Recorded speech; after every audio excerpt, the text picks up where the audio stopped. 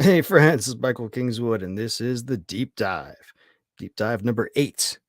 And I'm going to keep this one rather brief because I've got a beautiful auburn-haired girl here who really needs to go for a walk.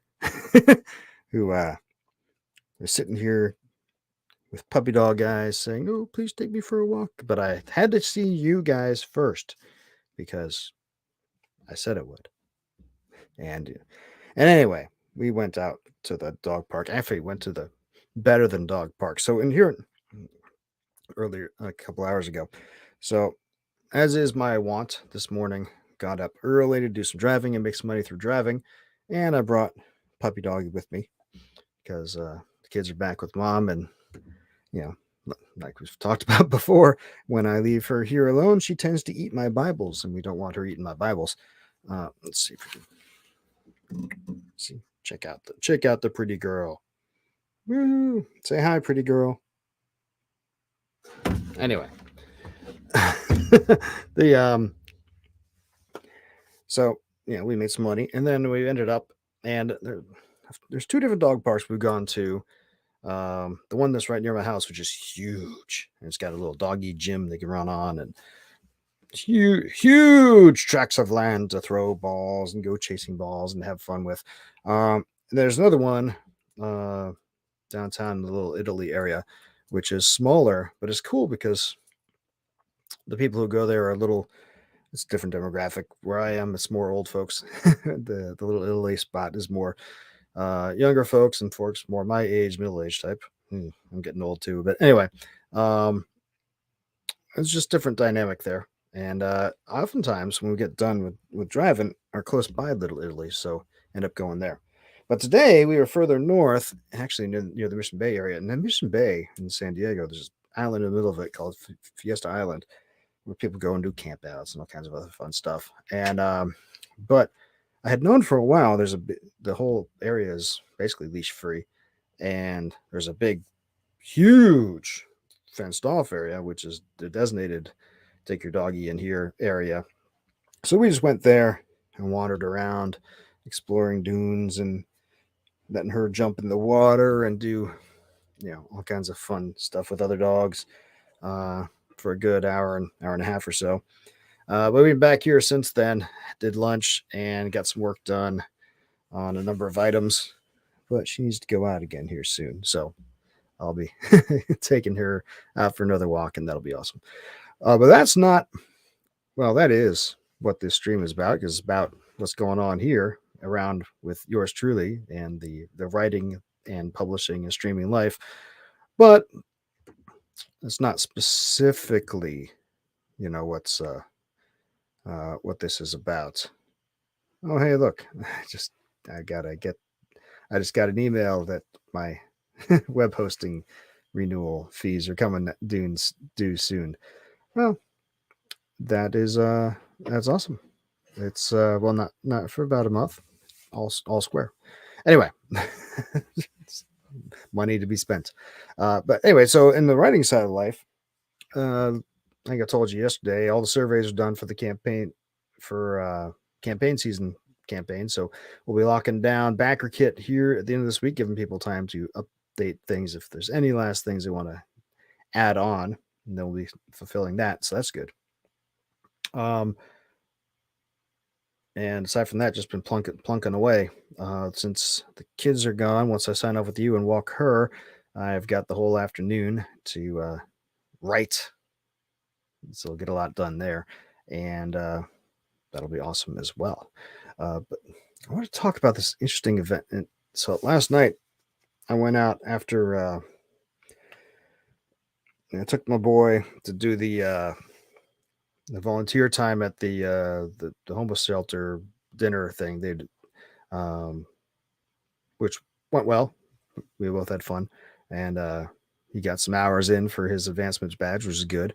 But we after I dropped him off, went out driving some more to make some more money because, yep, there was a bonus structure primarily with Lyft going on last night, so wanted to take advantage of that, knock out as much of the weekly vig as possible as early in the week as possible, right? So then have more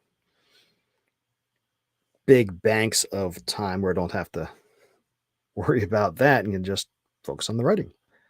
So it's, every now and then you get these riders who are who make you scratch your head, or it's like, wow, yeah, you're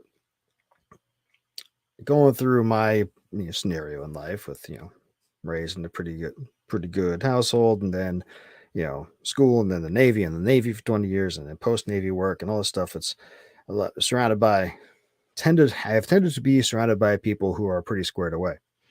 Um, but when you see the whole swath of life with this driving stuff, see a lot of folks who are not as squared away. And this one girl picked up last night, and I was like, man, holy smokes, because you would be picked up in right outside the main Navy base in San Diego, right at the southern side of San Diego, reach National City, and at this gas station, a Chevron, it was a Chevron, no, Shell station, and Lyft will give you a general notion of where you're going, but not specifically. And if you're in the picking up ride after ride after ride after ride, even an Uber, you can't really don't always get a good feel of where the next ride is going. So pick her up, and holy cow, we're going to Oceanside, which is 40 miles north. And this girl is, younger girl, blonde, skinny, and she's seeming a little out of kilter. And she tells me she had just walked all the way from the San Ysidro border crossing to where I was picking her up. That's the border crossing from there is about 10, 12 miles. And I'm wondering, why didn't you get an Uber or a Lyft from the border? I mentioned that, but she didn't say anything. But I was like, she's like, I've had a rough day. I was running away from the Tijuana cops. I'm like, why were you running away from the Tijuana cops? And not really my business, but I'm like, just bribe the Tijuana cops. She's like, I tried that. It didn't work. It's like, oh, well, okay. I guess I watched too many movies. But no, so I get on the road, and I'm driving Squirrel North, and just talking, chit chatting. Eventually, she just zonks out because she's just exhausted, and end up having to shout when we got to her destination to wake her up. But before she zonked out, it's like hearing her whole story. I was like, man, it's like the whole parents split up, and dad goes to prison, and mom was not really any good, and then she got into bad stuff, went to jail for a while. Then she's trying to square herself away, but then she and her buddy got a house in the gang area, and then had to run away from that. And then she's doesn't have a job yet, but trying to figure things out, and just apparently got in a little bit of trouble in Tijuana. I'm like, man, this poor girl. And from hearing her tell, I was like, man, she set up for failure from the start. Um, yeah, I mean, I don't know what to say about it. I mean, I dropped her off, wished her well, and helped her, you know, what little wisdom I have that it was really my place to say. I tried to give some, but it was like, sheesh. Hope she does better, because that's kind of a rough tale. Uh, at least she appeared to be meaning well and was going to trying to improve things. Some of the other people I've given rights to are less so. I have this one group of girls. Um, they all happen to be black, but it doesn't matter that the black is white women do this stuff too. But I guess. But the girl in front is the most. There's four of them, so three in the back and one in front. And the best looking of them was in front. And she's talking to the girls behind her. I'm like, you really think I should do this? And like, yeah. It's like, you won't think less of me. You won't think I'm a scumbag. And it's like, no, girl, you got to make your money. It's like, so you'll come with me? Yeah, it'll be fun. We'll go up to LA and make money. I'm like, oh, was she being an actor? And she's like, and she pulls out her phone. It's like, what was that website? And the girl on the back says erosads.com. So she's like, all right, I'm going to do it. And she starts setting up her account to be a hooker on her personal phone right next to me. And her friends are cheering her on, talking about this other girl they know who is hooking and making lots of money. And I was like, well, A, don't do that. But I pretty much kept my mouth shut on this one because I'm like, man, this is nothing but trouble. Drop them off and whatever. But I wanted to say, hey, don't do that. But if you're gonna do it, you're being stupid. I mean, get a burner phone, get a Proton Mail account. Don't take your burner phone at home ever. Don't share that number with anybody. Don't put any of your contacts on the phone. At least do it in a way so that you're not instantly, obviously traceable to who. I mean, if you're gonna do a criminal career, don't be stupid about it. But yeah. I mean, if you're going to go into that sort of work, I guess you're not really thinking long term anyway. So, whatever.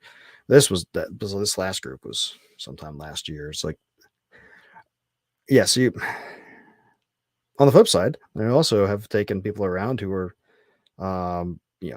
executives and high power folks who are totally squared away, and I've driven ministers around, and I've driven, professional musicians and all kinds of other stuff. And you see the whole swath of life, but for whatever reason, it's the train wrecks that stand out, right? And you're like, man, um, easy to only see my little window that I see, and not see the rest of the overall swath that is humanity and how much pretty much everybody is screwed up.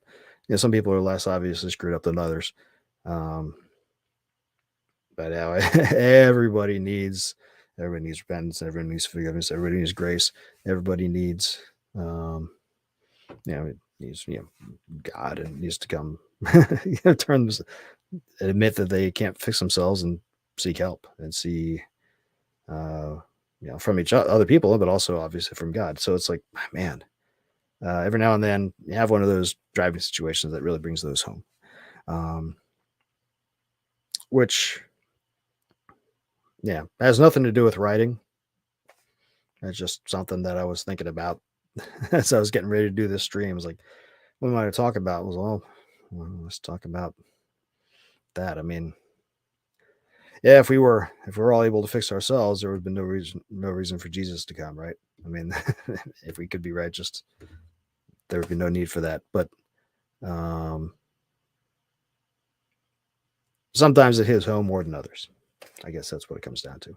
Anyway, well, now that I've depressed myself and maybe depressed you guys also, I'm gonna sign off, and I'm gonna take my best puppy girl out for a walk, and then I'm gonna get to writing and having some fun and finishing up some work that you guys will enjoy as well. Campaign season, obviously, we're putting the finishing touches on that, but also other stories that you'll enjoy down the road. Yeah, so I'm gonna go. Go by michaelkingswood.com. You can sign up for my newsletter for new releases and stuff. Go by the store, which is at the link below my chin. Below my chin. Yeah. Buy all my books in whatever format you want. And like, subscribe, share the links of this podcast, and make sure you get notifications turned on. And come back tomorrow, 2:00. We'll do another stream. About what topic? We'll figure out then. On Saturday, we'll be doing Story Saturday, which, as it's talked about yesterday, is going to be story 11 from the Stories from the Great Challenge, if you recall the big book. And the second of my Dustin Cofield Elf Exterminator adventures. So definitely come by Saturday for that. That's it. I'm going to sign off and go take care of Puppy. Be good. I'll talk to you tomorrow. Until then, don't do anything I wouldn't do.